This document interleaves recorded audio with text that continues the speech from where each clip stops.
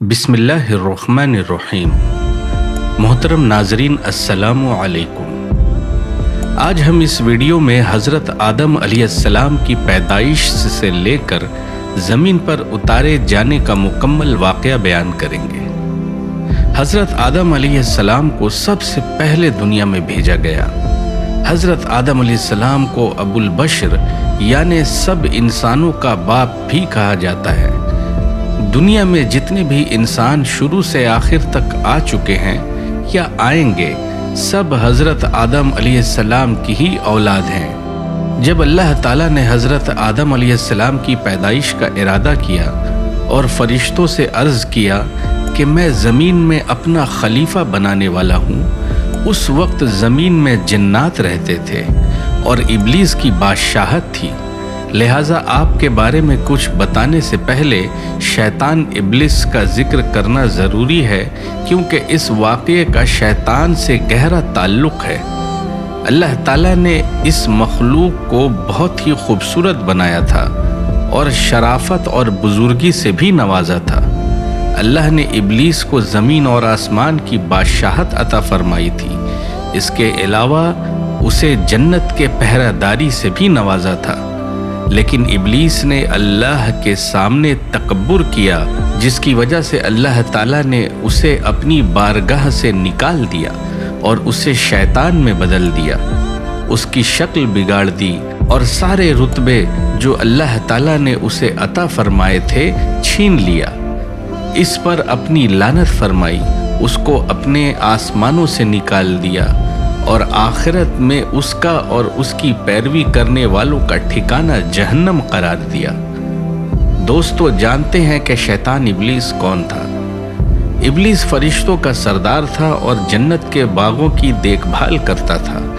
इसको दुनिया और आसमान दोनों की बादशाहत दी गई थी। फरिश्तों का कबीला जिन्नात से ताल्लुक़ रखता था, इब्लीस उन्हीं में से था। इस कबीले के फरिश्तों को आग की गर्म लौ से पैदा किया गया था। ये लौ शोले की तरह नज़र नहीं आती, सिर्फ महसूस की जा सकती है और सारी गर्मी इसमें ही होती है। अल्लाह ताला ने इस कबीले के अलावा बाकी सब फरिश्तों को नूर से पैदा फरमाया था। इब्लीस का नाम हारिस था। दूसरी रिवायात में अज़ाज़ील भी आया है और ये जन्नत के पहरेदारों में से था। अल्लाह ताला कुरान पाक में फरमाता है, और इनमें जो कहे कि मैं अल्लाह के सिवा माबूद हूँ, तो उसको हम जहन्नम की सज़ा देंगे। हम ऐसे ही सज़ा देते हैं सितमगारों को। फरिश्तों में सबसे पहले जिसने भी ये बात कही कि अल्लाह के बजाय मैं माबूद हूँ, वो इब्लीस है। अल्लाह ताला ने कुरान पाक में एक जगह इरशाद फरमाया है, और याद करो जब हमने फरिश्तों को हुक्म दिया कि आदम को सजदा करो, तो सब ने सजदा किया सिवाय इब्लीस के मुनकर हुआ, गुरूर किया और काफिर हो गया। आखिर इब्लीस को ऐसा घमंड क्यों हुआ कि वो इसने ना सिर्फ अल्लाह का हुक्म मानने से इनकार किया, बल्कि खुदाई का दावा भी कर बैठा। ज़मीन में हर इंसान की तख्लीक से पहले जिन्नात आबाद थे। एक बार इन्होंने ज़मीन पर फसाद फैलाया कि एक दूसरे को कत्ल किया और खून बहाया। अल्लाह ताला ने इनके फसाद को ख़त्म करने के लिए इब्लीस को फरिश्तों की एक ग्रोह के साथ भेजा। ये वही ग्रोह था जिसे जिन कहा जाता है। इब्लीस ने और उन फरिश्तों के गिरोह ने इनसे जंग की और इन्हें जजीरों और दूर दराज के पहाड़ों में ढकेल दिया। इस कारनामे के बाद इब्लीस में गुरूर पैदा हो गया। अल्लाह ताला इसके गुरूर को जान गए, लेकिन फरिश्ते ना जान सके। इब्लीस आसमानी दुनिया, ज़मीन और इसके दरमियान सब इलाके का बादशाह था और साथ ही साथ जन्नत की हिफाजत का भी जिम्मेदार था। इब्लीस अल्लाह ताला की बहुत इबादत किया करता था और इसमें बहुत ज़्यादा तकलीफ़ें उठाता था। इस वजह से वो खुद संदी का शिकार हो गया और अपने आप को बहुत बड़ा और ऊंचे मर्तबा वाला समझने लगा और आखिरकार इसने अल्लाह ताला के सामने भी अपने घमंड को जाहिर कर दिया। جب اللہ تعالیٰ نے حضرت آدم علیہ السلام کو پیدا فرمایا تو فرشتوں کو حکم دیا کہ آدم کو سجدہ کرے۔ سب نے حکم کی تعمیل کی، لیکن ابلیس نے انکار کر دیا اور اللہ تعالیٰ کی نافرمانی کی۔ اللہ تعالیٰ تمام بھید جانتا ہے۔ ابلیس سے سوال کیا، تجھے کس چیز نے آدم کو سجدہ کرنے سے روکا؟ اس نے جواب دیا، تو نے مجھے آگ اور آدم کو مٹی سے پیدا کیا ہے۔ شیطان کا جواب تکبر اور جہالت والا تھا۔ اللہ تعالیٰ اس پر غضبناک ہوا اور ابلیس کو اپنی رحمت سے نکال دیا اور لعنت کی توق اس کی گردن میں ڈال دی۔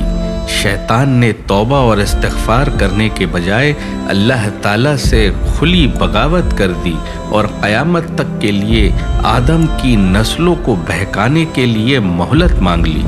اللہ تعالیٰ کے علم اور حکمت کا بھی یہی تقاضا تھا کہ اولاد آدم کی آزمائش کی جائے، لہٰذا شیطان کی درخواست منظور کی گئی، اسے لمبی عمر عطا کی اور ساتھ ہی وہ سامان بھی جو نسل آدم کو گمراہ کرنے کے لیے چاہیے تھے۔ اب جانتے ہیں کہ حضرت آدم علیہ السلام کی پیدائش کیسے ہوئی۔ اللہ تعالیٰ ہر کام پر قادر ہے، وہ چاہے تو پلک جھپکتے ہی تمام جہانوں کو پیدا کر سکتا ہے، لیکن اس دنیا اور انسانوں کی تخلیق اس نے کئی مرحلوں میں کی۔ جب اللہ تعالیٰ نے حضرت آدم علیہ السلام کو پیدا کرنا چاہا تو فرشتوں سے فرمایا، بے شک میں بنانے والا ہوں زمین میں اپنا نائب۔ انہوں نے کہا کہ آپ اسے نائب بنائیں گے جو وہاں فساد کریں گے، خون بہائیں گے، جبکہ ہم آپ کی حمد اور تسبیح بیان کرتے ہیں اور آپ کی پاکی بیان کرتے ہیں۔ فرمایا، بے شک میں جانتا ہوں جو تم نہیں جانتے۔ دوستو، فرشتوں نے ایسا اس لیے کہا کہ سب سے پہلے زمین پر رہنے والے جنوں نے فساد برپا کیا تھا، خون بہایا تھا اور اللہ کی نافرمانی کی تھی، لہٰذا اب جو خلیفہ بنے گا وہ بھی ایسا ہی کرے گا۔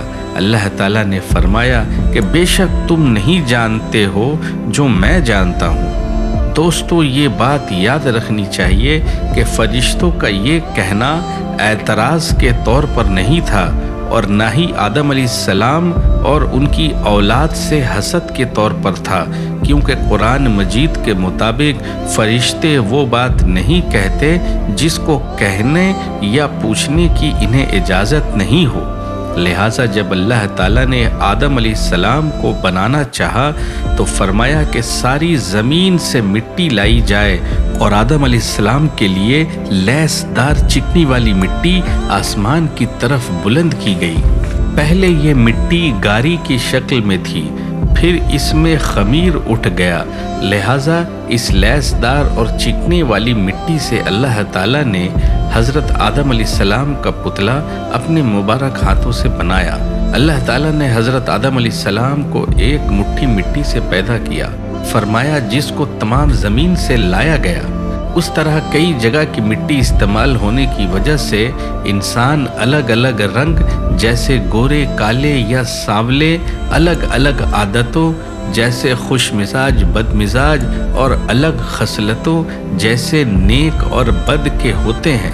حضرت ابن عباس رضی اللہ تعالی عنہ سے یہ روایت ہے کہ انسان کو 3 طرح کی مٹی سے پیدا کیا گیا۔ نمبر 1 سلسال، نمبر 2 ہما، نمبر 3 لازب۔ لازب سے مراد بہترین اور عمدہ مٹی ہے، ہما سے مراد کیچڑ اور سلسال سے مراد ایسی مٹی جسے کوٹ کر باریک کیا گیا ہو، یعنی ایسی خشک اور کھنکتی۔ اللہ تعالیٰ نے فرشتوں کو زمین سے مٹی لانے کا حکم دیا، وہ مٹی آسمانوں کی طرف لے جائی گئی اور لیسدار مٹی 3 لازب سے آدم علیہ السلام کو بنایا، جو اس سے پہلے بدبودار مٹی ہما کی شکل میں تھی اور اس سے پہلے خشک مٹی تراب تھی۔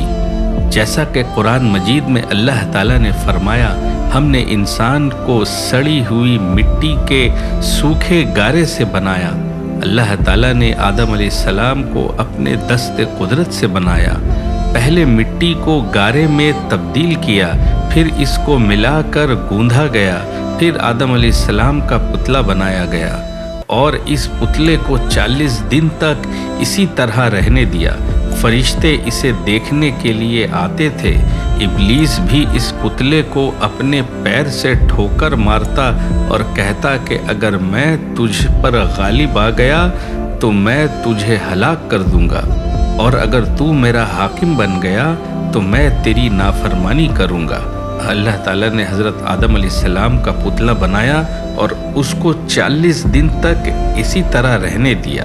جب وہ مٹی مضبوط ہو گئی اور سوکھ کر ٹھیکری کی طرح آواز کرنے لگی، اور جب یہ پتلا پکا ہو گیا تو اللہ تعالیٰ نے اس میں روح پھونکنے کا ارادہ فرمایا۔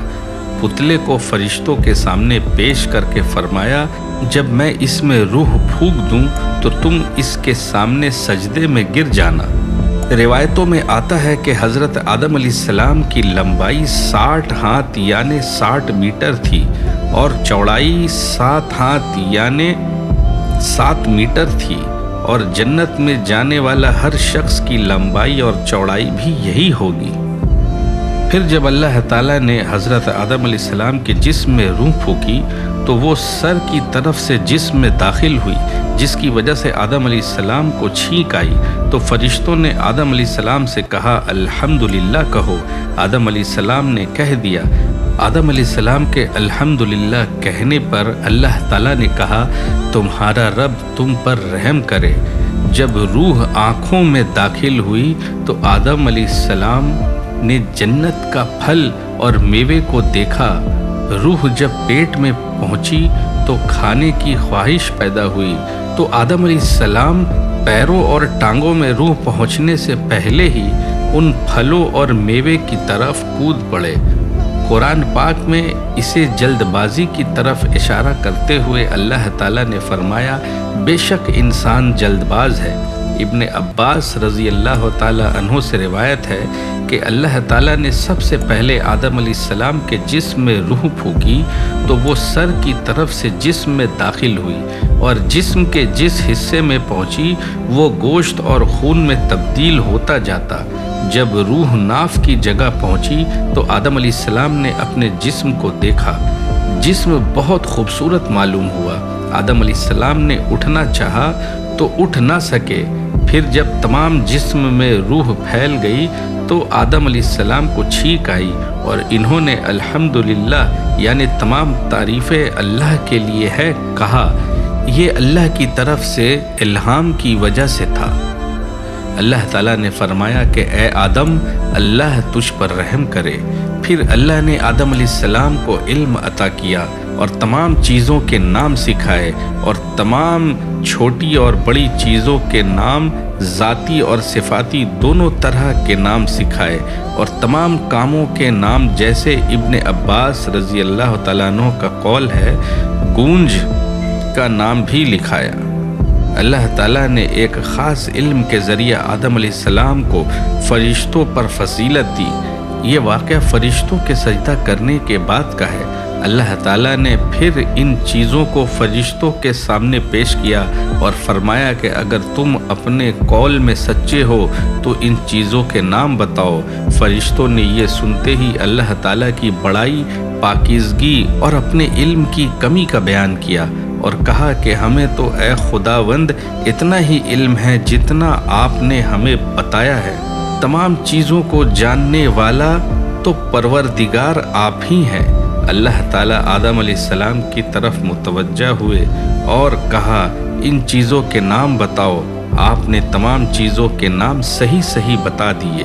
اس طرح آدم علیہ السلام کی برتری فرشتوں پر ظاہر ہو گئی تو اللہ تعالیٰ نے فرمایا دیکھو میں نے تم سے پہلے ہی کہا تھا کہ ہر چھپے اور کھلے کا جاننے والا میں ہی ہوں۔ مطلب یہ کہ ابلیس کے دل میں چھپے تکبر اور غرور کو میں ہی جانتا ہوں، اور فرشتوں نے جان لیا کہ آدم علیہ السلام کو علم اور فضل کے ذریعہ ہی ہم پر فضیلت اور برتری دی گئی ہے۔ حضرت حوا کی پیدائش کیسے ہوئی؟ جب فرشتوں کے سامنے ابلیس کا گھمنڈ ضائع ہو گیا اور اس نے گھمنڈ اور سرکشی پر کمر باندھ لی تو اللہ تعالیٰ نے اس پر لعنت فرمائی۔ आसमान और ज़मीन की हुकूमत इससे छीन ली और जन्नत के पहरादारी से भी हटा दिया और फरमाया, तू मरदूद है, जन्नत से निकल जा, अब क़यामत तक के लिए तुझ पर लानत है। इसके बाद अल्लाह ताला ने हज़रत आदम अलैहिस्सलाम को जन्नत में रहने का हुक्म फरमाया और इन पर ओंग डाल दी, यानी इन पर नींद तारी हो गई। फिर इनकी बाईं पसली में एक पसली लेकर हज़रत हव्वा को पैदा फरमाया। आदम अलैहिस्सलाम जब सोकर उठे तो अपने सिरहाने एक औरत को खड़ा देखा तो इन्होंने पूछा, तुम कौन हो? कहा, एक औरत। फिर पूछा, किस लिए पैदा की गई हो? वो कहने लगी, ताकि तुम मुझसे सुकून हासिल कर सको। जब फरिश्तों को खबर हुई तो वो इस औरत को देखने के लिए आए और कहा, ए आदम, इसका नाम क्या है? आदम अलैहिस्सलाम ने जवाब दिया, हव्वा। इन्होंने फिर पूछा, ये नाम क्यों रखा? आदम अलैहिस्सलाम ने जवाब दिया, इसलिए कि ये ज़िंदा इंसान से पैदा की गई है। इसके बाद अल्लाह ताला ने फरमाया, तुम और तुम्हारी बीवी जन्नत में रहो और जहाँ से चाहो खूब दिल खोल कर खाओ, लेकिन इस दरख्त के पास मत जाना वरना हद से बढ़ने वालों में हो जाओगे। अल्लाह ताला ने हज़रत आदम अलैहिस्सलाम और हव्वा को जन्नत में ठिकाना अता फरमाया और फिर उन्हें हर तरह की आज़ादी अता फरमाई सिवाय एक दरख्त के पास जाने के। इन्होंने अल्लाह ताला के हुक्म के मुताबिक उस दरख्त के पास जाने से ख़ुद को रोके रखा। फिर उनके दिल में शैतान ने वसवसा डाला और आखिरकार दोनों से वो ख़ता हो गई जिसे अल्लाह ताला ने उन्हें मना फरमाया था। कुरान पाक में अल्लाह ताला ने इरशाद फरमाया, तू शैतान से उन्हें इस दरख्त के ज़रिया फिसलाया और जहाँ वो रहते थे वहाँ से उन्हें अलग कर दिया और हमने फरमाया, तुम सब नीचे उतरो। अभी फल खाना ही शुरू किया था कि जन्नती लिबास उतर गया और वो दोनों पत्तों से अपने जिस्म ढांपते और शर्मिंदा होकर इधर उधर भागते। अल्लाह ताला ने फरमाया, ए आदम, क्या मुझसे भागते हो? अर्ज़ किया, नहीं ऐ मेरे रब, बल्कि तुझसे शर्म की वजह से भाग रहा हूँ। अल्लाह ताला का अताब नाजिल हुआ कि ए आदम, क्या मैंने तुझे उस दरख्त के पास जाने से मना नहीं किया था? क्या मैंने तुझे खबरदार नहीं किया था कि शैतान तुम्हारा खुला दुश्मन है?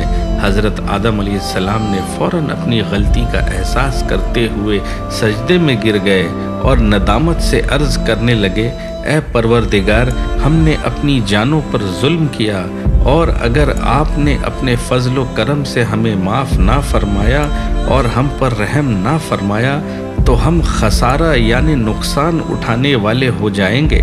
अल्लाह ताला जो सबके दिलों के हाल को जानता है, वो हज़रत आदम अलैहिस्सलाम के दिल की कैफियत को अच्छी तरह से जानता था। इसने आपको माफ़ फरमा दिया, लेकिन अल्लाह ताला को आइंदा के लिए दुनिया को आबाद करना था और नस्ल इंसानी को बढ़ाना था। इसलिए अल्लाह ताला ने हज़रत आदम अलैहिस्सलाम और हज़रत हव्वा अलैहिस्सलाम को हुक्म दिया कि तुम ज़मीन पर उतर जाओ और वहीं पर रहो, और ये बात हमेशा याद रखो कि शैतान तुम्हारा खुला दुश्मन है। इसके बाद अल्लाह ताला ने हज़रत आदम अलैहिस्सलाम को ज़मीन पर उतार दिया। रिवायात में आता है कि आदम अलैहिस्सलाम को सबसे पहले हिंद की ज़मीन में उतारा गया।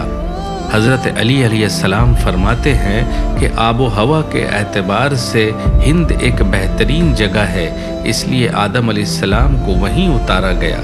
हज़रत इब्ने अब्बास रज़ी अल्लाह ताला अन्हो के मुताबिक हज़रत हव्वा अलैहिस्सलाम को जिद्दाह अरब में उतारा गया। जिस जगह पर हज़रत आदम अलैहिस्सलाम और हव्वा अलैहिस्सलाम ने एक दूसरे को पहचाना, उसे अराफात नाम दिया गया। और रिवायात में आता है कि हज़रत आदम अलैहिस्सलाम को पहले एक पहाड़ की चोटी की तरफ उतारा गया, फिर उसके दामन की तरफ उतारा और ज़मीन पर मौजूद तमाम मखलूक जैसे जिन, जानवर, परिंदे वगैरह का मालिक बनाया गया। जब आप पहाड़ की चोटी की तरफ से नीचे उतरे तो फरिश्तों की, जिन्नात की आवाज़ें आप पहाड़ की चोटी से सुनते थे आना बंद हो गई। جب آپ نے زمین کی طرف نگاہ اٹھائی تو دور تک پھیلی ہوئی زمین کے علاوہ کچھ نظر نہیں آیا اور اپنے سوا وہاں کسی کو نہ پایا۔ تو حضرت آدم علیہ السلام نے بڑی وحشت اور بڑا اکیلا پن محسوس کیا اور کہنے لگے، اے میرے رب، میرے سوا آپ کی زمین کو آباد کرنے والا کوئی نہیں۔ اللہ تعالیٰ نے آپ کے سوال کا جواب دیتے ہوئے فرمایا کہ عنقریب میں تمہاری اولاد پیدا کروں گا جو میری تسبیح اور حمد و ثنا کرے گی، یعنی میرا ذکر کرے گی اور تاریخ بیان کرے گی، اور ایسا گھر بناؤں گا جسے میری یاد میں بنایا جائے گا، اور ایسے بزرگی اور بڑائی کے ساتھ خاص کر کے اپنے نام کے ساتھ فضیلت دوں گا، اور اس کا نام خانہ کعبہ رکھوں گا۔ پھر اس پر اپنی صفت اور جمال کا عکس ڈال کر یعنی عزت والا اور امن والا بناؤں گا۔ جس شخص نے اس کی حرمت کا خیال رکھا وہ میرے نزدیک قابل احترام ہے۔ پھر اس کی طرف اونٹ یا دوسری سواری پر سوار ہو کر دور دراز سے دھول میں لپٹے ہوئے لوگ آئیں گے جو لرزتے ہوئے لبیک پڑھیں گے اور روتے ہوئے آنسو بہائیں گے۔ وہ اپنی آواز سے تکبیر کہیں گے، لہٰذا جو صرف میرے گھر کی طرف آنے کا ارادہ رکھے وہ میرا ملاقاتی ہے، کیونکہ وہ میری زیارت کرنے آیا ہے اور وہ میرا مہمان ہے۔ میری کریم ذات پر فرض ہے کہ میں اپنے مہمان کی بخشش کروں اور اس کی ضرورت کو پورا کروں۔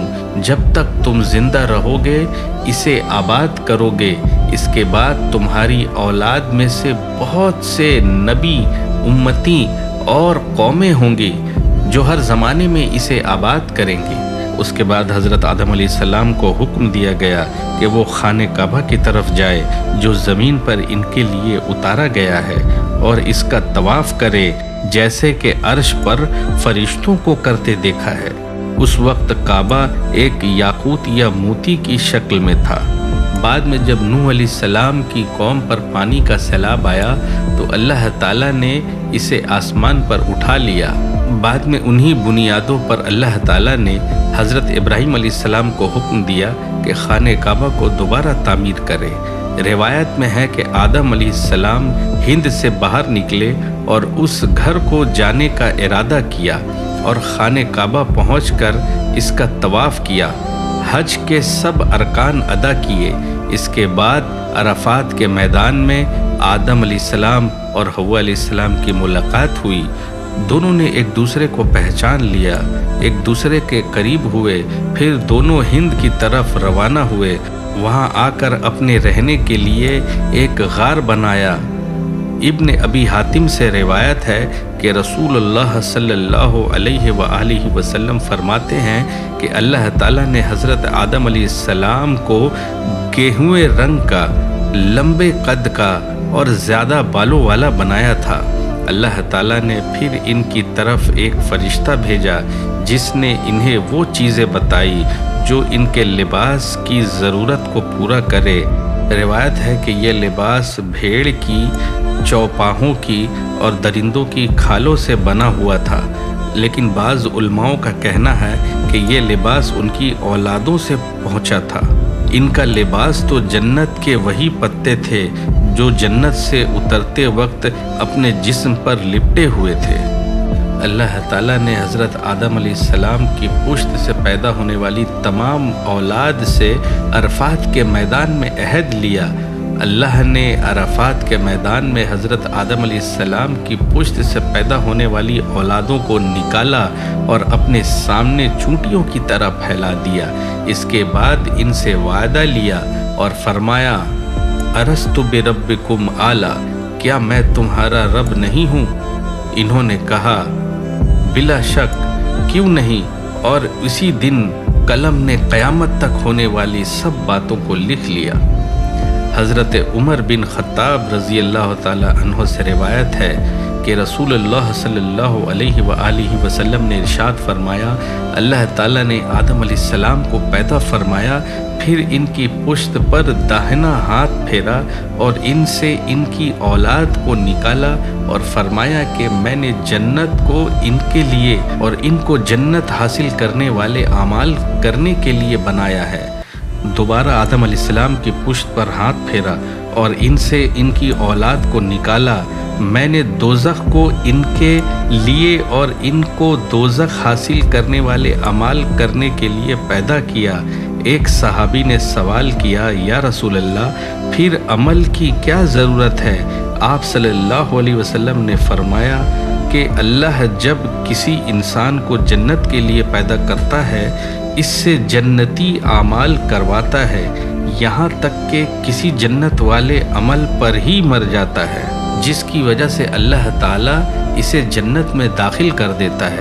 جب کسی کو دوزخ کے لیے پیدا کرتا ہے تو اسے دوزخ حاصل کرنے والے کام کرواتا ہے، یہاں تک کہ وہ دوزخ والے عمل پر مر جاتا ہے، جس کی وجہ سے اللہ تعالیٰ اسے دوزخ میں داخل کر دیتا ہے۔ اس سلسلے میں بھی علماؤں کی الگ الگ رائے ہے۔ کچھ کا کہنا ہے کہ اللہ نے ان کی اولاد کو آدم علیہ السلام کی زمین پر بھیجنے سے پہلے نکالا تھا، اور کچھ کا کہنا ہے کہ عرفات کے میدان میں نکالا تھا۔ حضرت آدم علیہ السلام جب دنیا میں تشریف لائے تو ان کے ساتھ جنت کی ہوا تھی، جو جنت کے درختوں اور وادیوں سے جڑی تھی، لہٰذا دنیا میں خوشبو جنت کی ہوا کی وجہ سے ہے۔ حضرت آدم علیہ السلام جب دنیا میں تشریف لائے تو حجر اسود بھی آپ کے ساتھ تھا۔ دوستو، حضرت آدم علیہ السلام کے ساتھ حضرت موسیٰ علیہ السلام کا عصا یعنی لاٹھی بھی تھی، جو جنت کے پیڑ ریحان سے بنی ہوئی تھی۔ اس کی لمبائی 10 گز یعنی موسیٰ علیہ السلام کے قد کے برابر تھی۔ ان چیزوں کے علاوہ کچھ اور چیزیں بھی حضرت آدم علیہ السلام کے ساتھ زمین پر اتاری گئی، جیسے پیڑوں سے نکلنے والے گوند، لوہے کی سل، ہتھوڑا اور لوہے کا چمٹا۔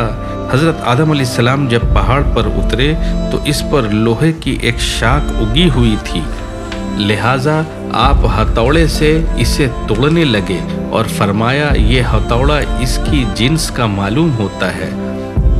وہ لوہے کی شاخ پرانی اور کمزور ہو گئی تھی۔ جب آپ نے آگ جلائی تو وہ پگھل گئی، پھر آپ نے اس سے چھری بنائی، اس کے ساتھ آپ بہت سے کام کرتے تھے۔ جب آدم علیہ السلام جنت سے دنیا میں تشریف لائے تو آپ کے سر پر جنتی پتوں کا ایک تاج تھا۔ کچھ وقت کے بعد یہ پتے سوکھ کر گر گئے اور ادھر ادھر بکھر گئے، جس سے زمین پر تمام چیزیں اگ گئیں۔ جب آپ جنت سے تشریف لائے اور یہ پہاڑ زیر اترے تو آپ کے ساتھ جنتی پیڑوں کے پتے تھے، انہوں نے یہ پتے پہاڑ پر بھی بکھیر دیے، لہٰذا تمام پاکیزہ پھل اور میوے وغیرہ ہند میں اسی وجہ سے ملتے ہیں۔ اللہ تعالیٰ نے جب آدم علیہ السلام کو جنت سے نکالا تو انہیں جنتی پھل رستے کے لیے دیے اور اس کی خوبیاں بھی بتائیں۔ اس لیے دنیا کے تمام پھل جنت کے پھل سے تعلق رکھتے ہیں۔ ساری روایتوں کی روشنی میں یہ نتیجہ نکلتا ہے کہ تمام پاکیزہ چیزوں کی اصل جنتی پتے ہیں جو آدم علیہ السلام اپنے ساتھ لائے تھے۔ چونکہ آپ کو ہند میں اتارا گیا تھا، اس لیے ہر طرح کا پھل یہاں ملتا ہے۔ جب آدم علیہ السلام اور حوا علیہ السلام جنت میں تھے تو کوئی محنت نہیں کرنی پڑتی تھی، خوب آرام سے رہتے تھے اور جنت کے پھل کھاتے تھے۔ لیکن جب آپ دنیا میں تشریف لائے تو بھوک محسوس ہوئی اور انہوں نے اپنے رب سے کھانا طلب کیا۔ تب جبریل علیہ السلام گیہوں کی ایک تھیلی لے کر حاضر ہوئے اور سارے دانے آپ کے ہاتھ میں رکھے۔ آدم علیہ السلام نے کہا، یہ تو وہی چیز ہے جو جنت سے نکالے جانے کی سبب تھی۔ پھر آدم علیہ السلام نے کہا، اس کا میں کیا کروں؟ جبریل علیہ السلام نے کہا، اسے زمین میں پھیلا دیجئے۔ انہوں نے ایسا ہی کیا۔ پھر اللہ تعالیٰ نے ایک وقت میں اس کو اگا دیا، اور یہی طریقہ زمین میں بیج ڈالنے کا ان کی اولاد میں جاری ہوا۔ जिब्रील अलैहिस्सलाम ने कहा, फसल को काटो। इन्होंने ऐसा ही किया। फिर कहा, फूंक मार कर भूसे को उड़ा दो। फिर फूंक मार कर आपने भूसे को उड़ा दिया और सिर्फ दाने रह गए। और वो फिर एक पत्थर के पास आए और एक दूसरे से रगड़ा और एक को दूसरे पर रखा और आदम अलैहिस्सलाम से गेहूं को इस पत्थर पर रख कर पीसने को कहा। फिर आपने इसको पीसा। फिर हज़रत जिब्रील अलैहिस्सलाम पत्थर और लोहा लाए और इसको आपस में रगड़ा तो आग पैदा हो गई। आग जलने लगी। आग जलने के बाद आदम अलैहिस्सलाम ने हुक्म के मुताबिक आग पर रोटी बनाई। ये सबसे पहली रोटी थी जो तैयार हुई। इस तरह अल्लाह ताला ने आदम अलैहिस्सलाम को बाकायदा खेती करने का तरीका सिखाया और लोहे से इस्तेमाल की चीज़ें बनाने का हुनर भी सिखाया। अल्लाह पाक हमें और आपको कहने सुनने से ज़्यादा अमल की तौफीक अता फरमाए। दोस्तों, वीडियो अगर पसंद आई हो तो प्लीज़ लाइक कमेंट करके चैनल को सब्सक्राइब कर दीजिएगा।